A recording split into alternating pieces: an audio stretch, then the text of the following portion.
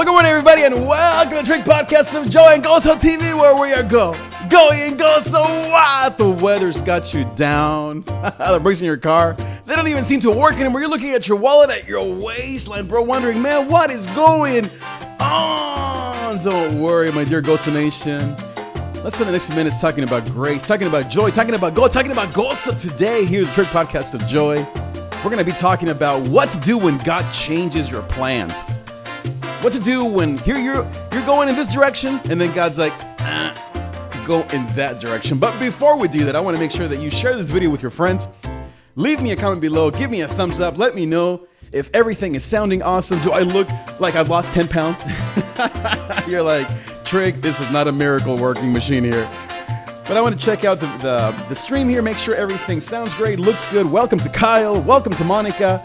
Also, let me check here on Periscope that everything's looking awesome. Nice to have people there on YouTube as well. If you have not yet been to my YouTube page, make sure you go to youtube.com/Trigueros1 and you can look at the Gozo vault of my last few videos, or you can just simply press the hashtag on Facebook Live where it says Trig Live, and it'll give you the Gozo vault of all my previous videos right here on Facebook Live. But before I get into the content, I want to say hello to my Gozo Taza. How are you doing, Gozo Taza? That's looking and tasting awesome. I also got my Gozo bell right here. Every time that we drop some truth, we ring the Gozo bell. Also, remember that we also have the trophy because you are a champion. And I also have here my Gozo Gorro. Because remember, this is the Joy TV. We also have our laugh track there. How fun is that? Because we don't want to be one of those shows where we just talk about serious things. We want to have fun. And speaking of fun, I also got my Gozo Duende. This is my Gozo friend here. How are you, Gozo friend? I'm doing really good, Mr. Trigueros. How'd you sleep? I didn't sleep too well because these shades kept bothering me. Well, you got to take them off next time, Gozo head. Okay, Mr. Trigueros, see you later. Okay, bye. I mean, seriously, where else on your Facebook scrolling can you get awesome, fun content that also touches the soul? Today, talking about what to do when God changes your plans. So as I said, I want to say hello to all my friends here on Facebook. Make sure that you share this video with your friends. Let everybody know in your world. Share this video out. Let's get 10 shares today, and let's get 100 views here on Facebook Live on this beautiful day. Today is Thursday already. I'm here Monday through Friday, 8 a.m. más o menos Pacific, and on Fridays, we're actually here in Español. So if you have any Spanish-speaking friends, para los que hablan en español, estoy aquí todos los viernes en español. So that if you want to watch the show in Español, make sure you tune in every Friday at 8 a.m. We call the show Vida Gozo con David Trigueros.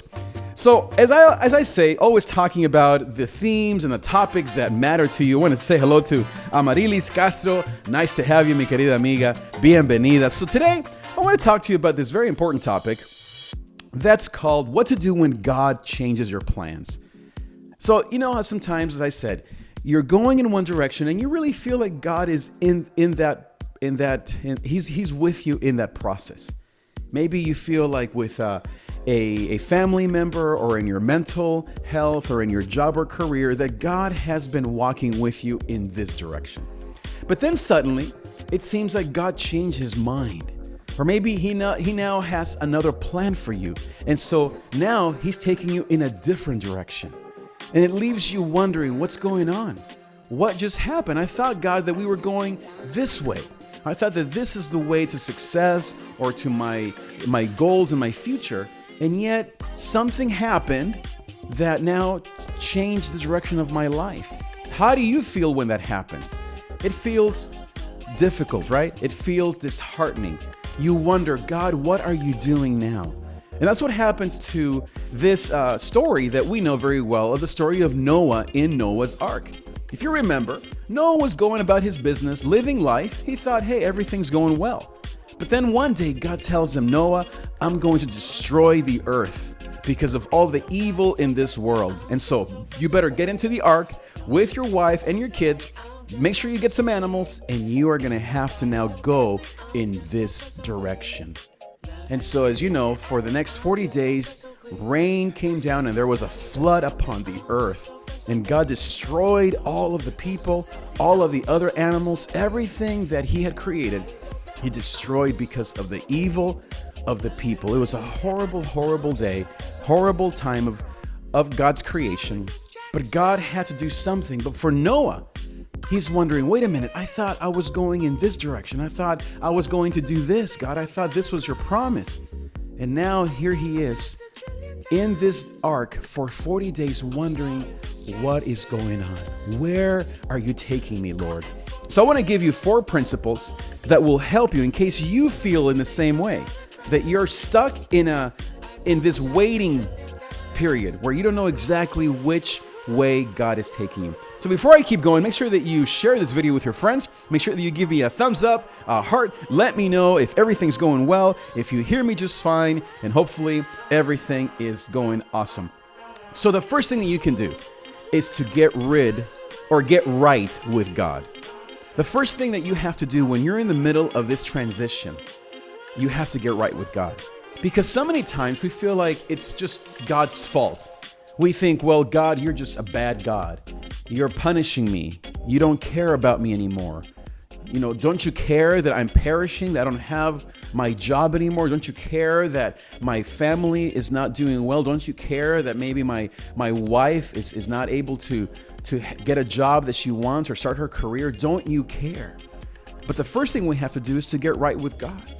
Ask yourself, is this something that is bringing something in me that needs to change, that needs to be fixed?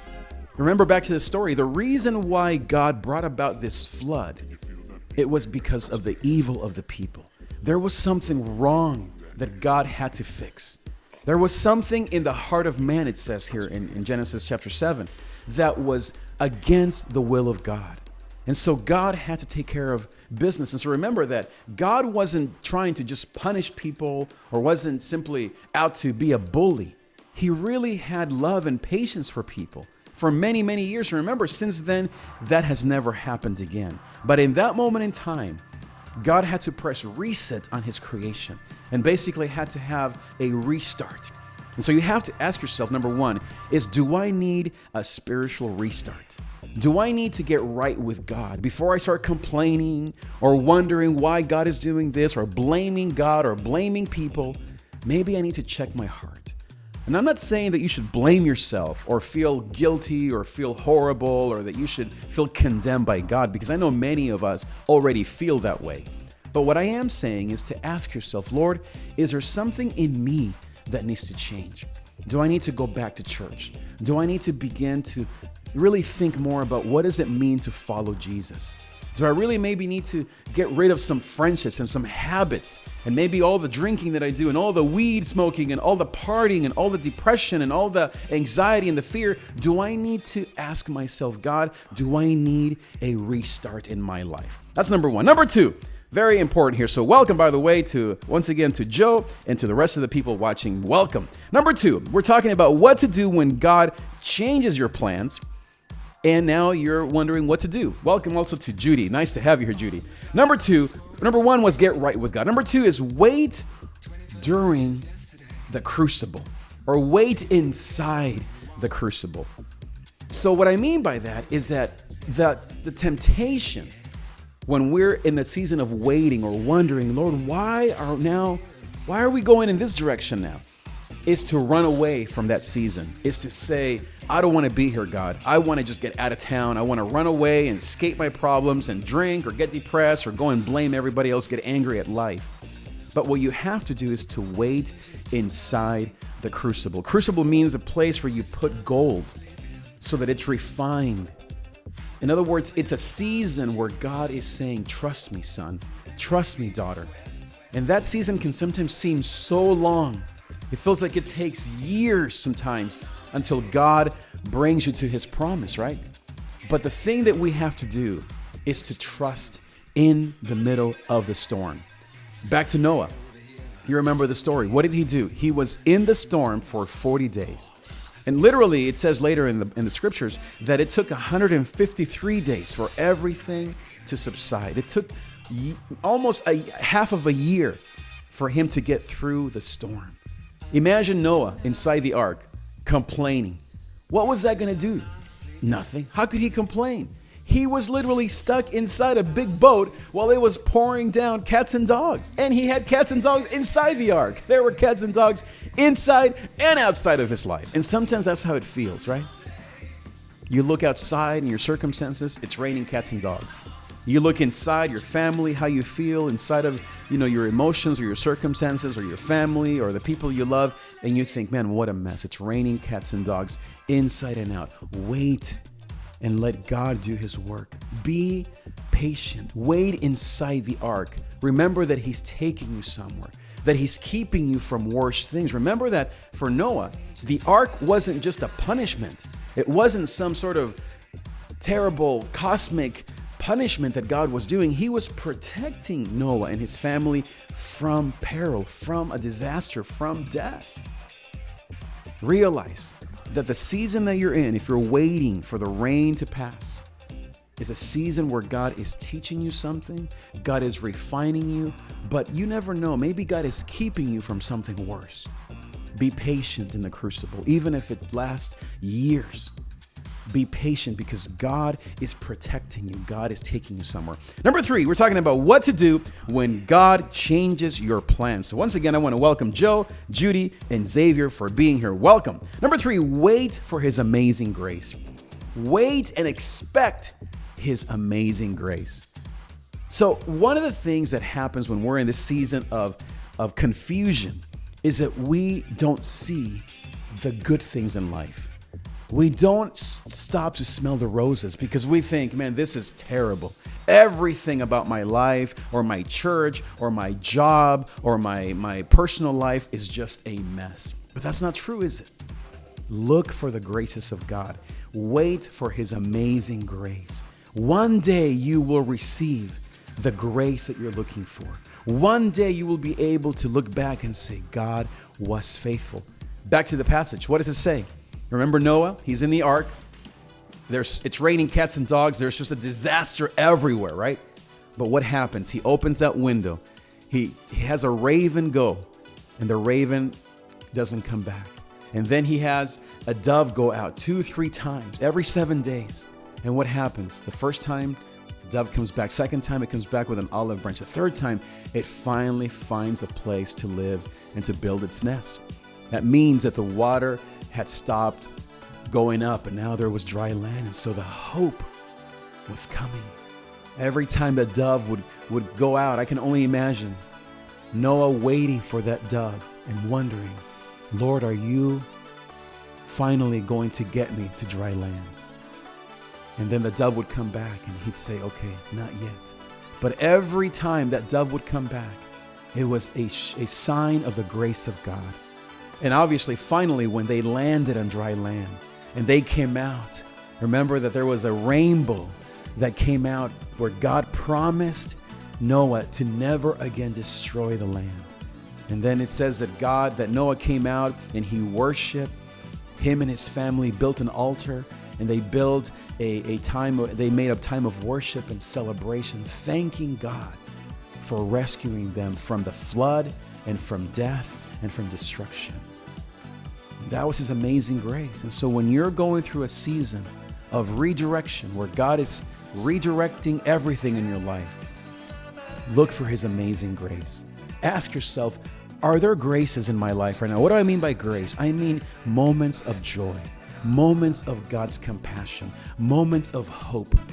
Perhaps instead of complaining all day long and calling your friends all mad at the world or going online and complaining to people, maybe you need to stop doing that and start thinking, Lord, can I be thankful for something today? For my friends, for my church, for my neighbors, for my family, for my health. Can I be grateful for something? Even though I'm going through this tough time of waiting because of this and that, be always grateful. Look for the graces. Look for the hope. Stop and smell the roses because God is not done with you. He's still doing something great in your life. He's taking you somewhere. He's giving you moments of hope and joy because he has never left you. It says in the Bible that he will never leave us. He will never forsake us. Even though we walk through the valley of shadow of death, his rod and his staff, they comfort you. even in his discipline, even when he allows tough things to happen, even though we don't see it and we don't get it and we don't feel it definitely, he is at work in your life. He is showing you his grace. He's doing it to eliminate the bad things in your life, but he's also doing it to bring you into a new place. And then lastly, I hope this is helping you. Thank you for the hearts. Thank you so much, guys. Amarilis, for Joe once again, Judy and Xavier, welcome to the show. Make sure that you share this out. Make sure that you let everybody know about this awesome topic. So lastly, we're talking about what to do when God changes your plans. Number one, we said get right with God. Number two, wait when you're stuck in the crucible. Number three is wait for his amazing grace. And then lastly is worship and be fruitful in the new land. Worship and be fruitful when you arrive in the new land. One of the things that I think is very human is that once God gets us out of the mess, we go back to our old ways. Instead of us being thankful and giving to church and volunteering or helping our friends, many people go back to their old ways. It's just this vicious cycle. You know, God is trying to do something in our lives, teaching us something in our lives about our character, about the way we think, about the way we view him. He takes us through a season of destruction or of difficulty or trial. We see his grace, we get to the promised land, and then what do? We go back to how things used to be. That's the worst part about us sometimes. What God wants us to do is when we get to the new land, which you will get there someday, is to worship him, is to multiply, is to bless him, is to give him glory, is to live for his purposes, is to learn the lesson. I think that sometimes God doesn't stop the rain until he knows that we're going to worship him on the other end. I wonder if sometimes God keeps us in the storm because he knows that we're not ready yet, that we're not yet ready to receive the greatness of his blessing. Even though we want that new car or that new job, or we want to be happy, we want to see our friends and our families be successful, I wonder if God doesn't sometimes wait or keep the storms going. Even though he's good, and even though his graces are there every morning and his mercies are new every day, I wonder if he sometimes isn't waiting for you to truly surrender, to truly say, Lord, I need you. It's not about me, God. It's not about what I want. It's about what do you want? So that when you get there, you can worship. So back to the story. So as I said, when Noah and his family finally arrived to the other side, I actually want to read this passage because it's so beautiful what happens here. And I hope it brings you a lot of joy and a lot of hope. So it says here that when they finally got out of the ark, it says God tells them, bring out every living thing that is with you, all of the animals, all the birds, everything, bring them all out. So all the animals, can you imagine? We're coming out of the ark. Here comes Noah with his wife and his family, all coming out after days, 40 days in that ark. And what do? So Noah went out, and his sons and his wife and his sons' wives with him, every beast. Then Noah, verse 20, here it is. What did he do? Go back to his old ways? Complain? Finally, about time, God, I'm so sick and tired of you? No, that's what you and I would do, right? It says here that Noah built an altar to the Lord and took some of every clean animal and every clean bird and offered a sacrifice on the altar. That's what Noah did. He offered his life to God. He said, Lord, I don't want to be the same way. I don't want to be like my friends who died in the flood. I know that it was your mercy that kept me from danger. And so, Lord, now I want to worship you. I want to live for you, not go back to my old friendships, not go back to my old ways and get partying again now that I have money again, now that I have a new job, or now that my health is great. Instead, what Noah did is he worshiped God. And then what did God do? Verse 21, the Lord smelled a pleasing aroma. In other words, God is pleased with his heart. And the Lord said, I will never again curse the ground. And then you know that the rainbow came out. The rainbow doesn't mean what it means today, okay? The rainbow stands for the promise of the grace of God in your life. The rainbow doesn't stand for what people you're for or against, like we talk about today. The rainbow stands for the grace of God in your life, that he promises to never destroy you, to never leave you, to never forsake you, no matter how you feel, what you've been through, your mistakes, your sins, or the sins of your fathers or your friends or your kids. God is a God of grace. God is a God of justice. But He wants you to worship Him when you get to the other side. So here's my question. What are you doing while you're in the crucible? While you are in the ark, in the middle of the storm? Are you complaining? Are you mad? Are you saying, forget church, forget God? Why did I even believe in this to begin with? Look at my life. God is a mess. I blame you, my friends. I blame the government. I blame the extraterrestrials. Instead, ask God to give you patience. Ask God to help you. Remember His grace. Look for His hope in the day. Say, God, thank you for what you're doing in my life. Surrender to God. And when He brings you to the other side, make sure that you worship, that you multiply, that you are fruitful, because that's the promise. Remember, let me go back here to what it says in chapter 9. This is the promise that God gave Noah. It says, and God blessed Noah and his sons and said to them, be fruitful, multiply, and fill the earth. You believe that? That is what God wanted for Noah to begin with. Even from Adam and Eve, remember, that's the promise that God gave creation. Be fruitful, multiply, fill the earth. What does that say? Dominion, abundance, joy, gozo, like we call it here, peace, hope, love, intimate relationships with your family, all the things that you want. God's saying, be fruitful, multiply. Now it's time, God says to Noah, to do what you're supposed to do. And that's what I want to say to you, my friend. Here's my question. Are you doing what you're supposed to be doing? Are you worshiping? Are you being fruitful? Are you saying, Lord, thank you for your mercies? Are you complaining, or are you complaining, mad at God, wasting time, just on Netflix all day long? You don't get that job. You don't go and get your life back together. You're complaining. You're mad at the world. You're mad at your church. You're mad at your friends because you're bitter. Stop being bitter and instead be better. Look for ways in which you can serve and worship God, even now in the middle of the storm, because that is what God wants for you. That's what He wants for us. And that is your destiny, is to worship. And I don't mean just singing. I don't mean just going to church and doing an offering. I mean giving worth to God at work, in your business, when you work out, when you're worried at home, when what you watch on TV. Let all of your life be worship unto God. And also make sure that you are helping the poor. Volunteer once again.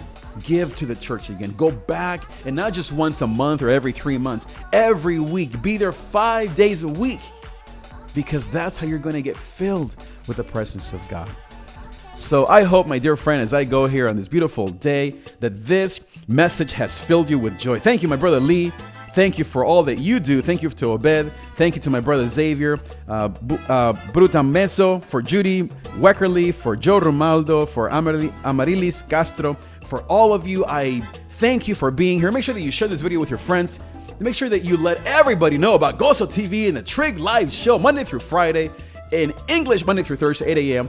and en español todos los viernes con el programa Vida Gozo. Así que mañana, make sure you come tomorrow for your daily dose of gozo en español. Talking tomorrow about the things that fill your heart. Thanks so much for being here. I know that you have a very busy day. Thank you for taking these 20-30 minutes to be here every day. I try to make these videos as fun, entertaining, and as filled with gozo and with God and with His Spirit, so that you can go about your day and your week filled with the joy of God. If you're looking for a place to worship, come to my church, 9603 Belmont Street here in Bellflower, California, a place of miracles and of gozo in Jesus' name. Thanks so much. Have a great rest of this day. Have a great rest of this week. Have a great rest of this month, and I will see you next time. Adios. Adios. Vamos a bailar ahora. Vamos.